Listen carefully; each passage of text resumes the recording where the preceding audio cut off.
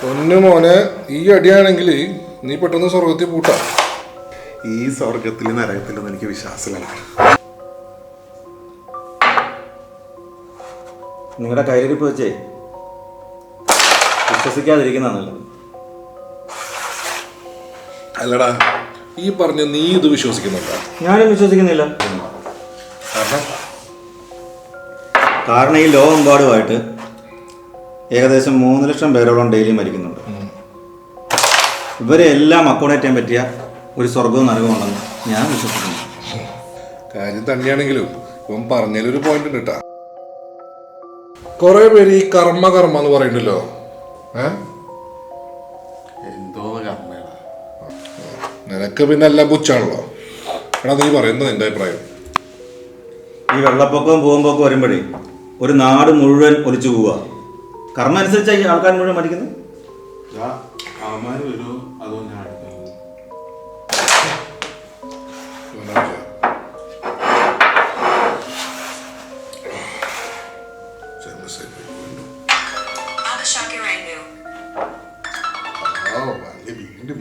Cut ചെയ്ത് കളിക്കടാ സമയങ്ങളല്ലേ. വന്നല്ലോ രണ്ടും. എവിടെയാ തോന്നാൻ അടി തുടങ്ങിയ തുടങ്ങാണ്ട് പിന്നെ യുവന്മാരോരോ സംശയങ്ങളും കാര്യങ്ങളും. സ്വർഗവും നരകവും ഉണ്ടോന്നല്ലേ? അതൊക്കെ നമുക്കറിയാം.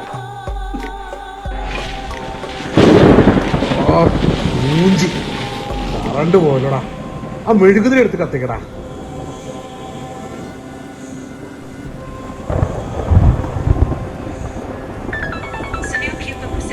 നിങ്ങൾ ആ ഫോൺ എടുക്കുക.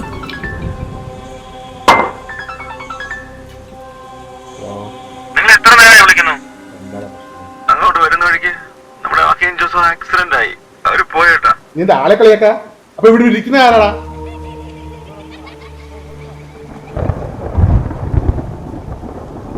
നിങ്ങൾക്ക് അറിയാത്തതൊന്നും ഇല്ലാന്ന് വിചാരിക്കരുത്. ജന്മവും മരണവും ഉണ്ടെങ്കിൽ സ്വർഗവും നരകവും ഉണ്ട്. മരണമാണന്ത്യമെന്ന് നനയ്ക്കുന്ന മനിത, മരണമൊരു വാതിൽ മാത്രമെന്നറിയുക.